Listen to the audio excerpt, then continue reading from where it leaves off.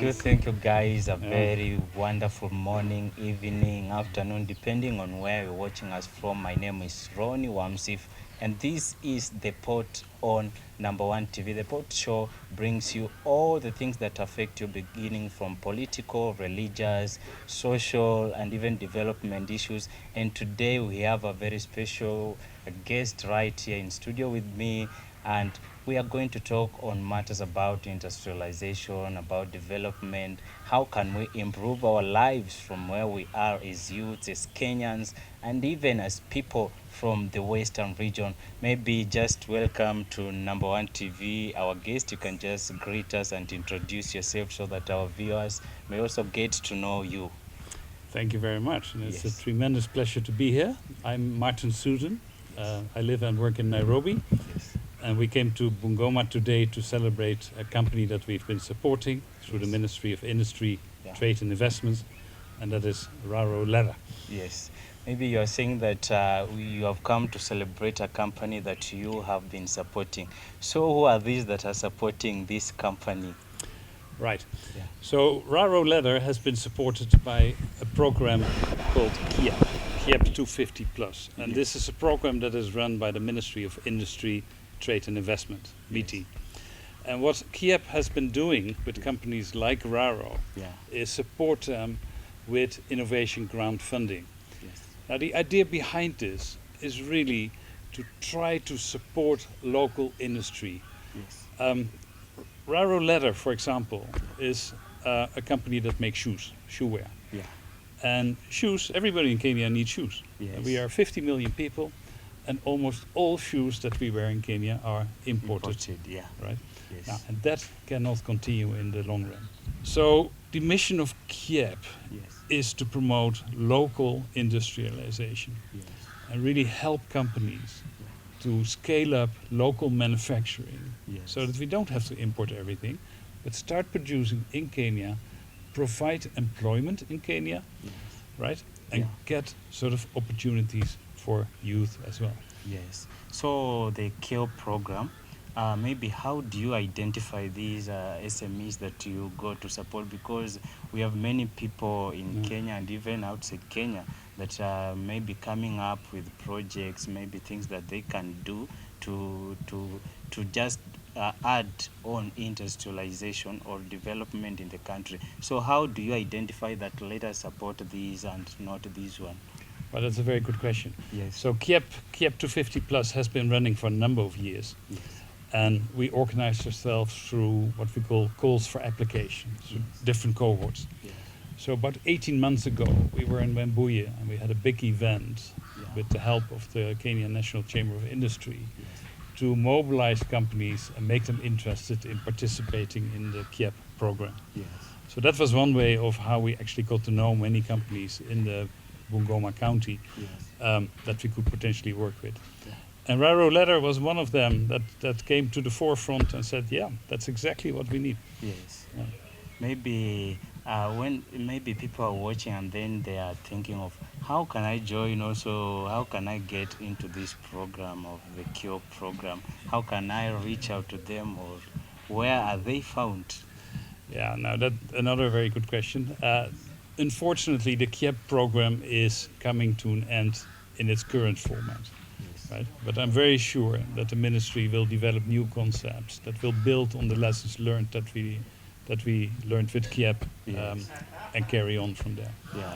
Yeah. And now in Kenya, as you said, most of the products that we are using, or most of the things that we are using right here in Kenya, they are being imported maybe from other countries. Our manufacturing industries are still a bit low. So what are the steps that you're taking to ensure that we increase our production locally here rather than importing or getting things from other countries? Right. Now, to build up a local industrial base, and especially consumer goods, and let's go back to Raro Leather, let's look at the example of shoes. Yes. What Raro has to do is two things essentially, and it's very difficult. Yeah. They have to produce at a quality that is at least as good, if not better, Yes. than what can be imported from other countries. Yes.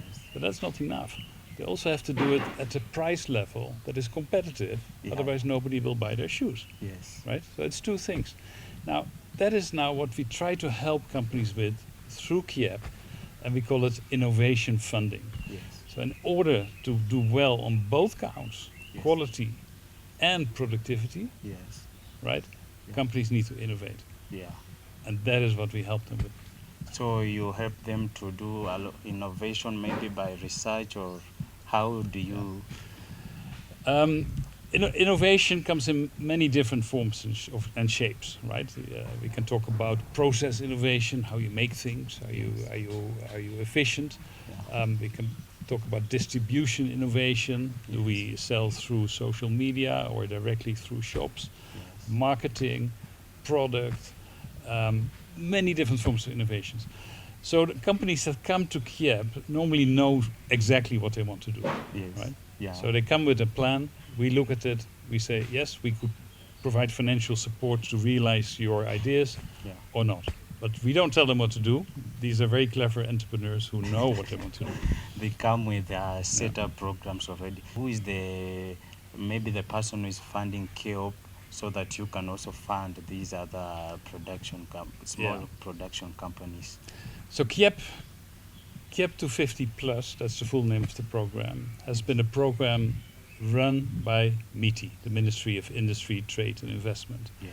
And in turn, the ministry was funded by the World Bank. So Yeah. this is actually a World Bank program. Yeah. And that is where the funding for innovation comes from. Now, you are talking about it's funded by the World Bank. And recently we had the US president saying that they will not be maybe funding other countries. Maybe were you affected by the same thing from the US?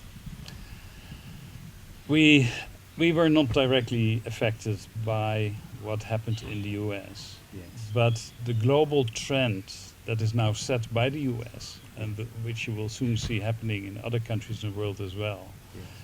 cannot be reversed. Countries will have to stand on their own. And that is why it's more important than ever that Kenya has the skills and the capacity to do what it needs to do to feed its population of 50 million people, rely less on imports, Yes. and manufacture what it needs domestically rather than importing. Yeah.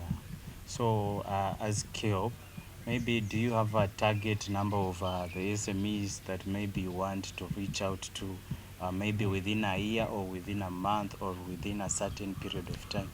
KIEP is almost finished in its current format. And KIEP set out to support 250 fast-growing SMEs in different sectors. Yes.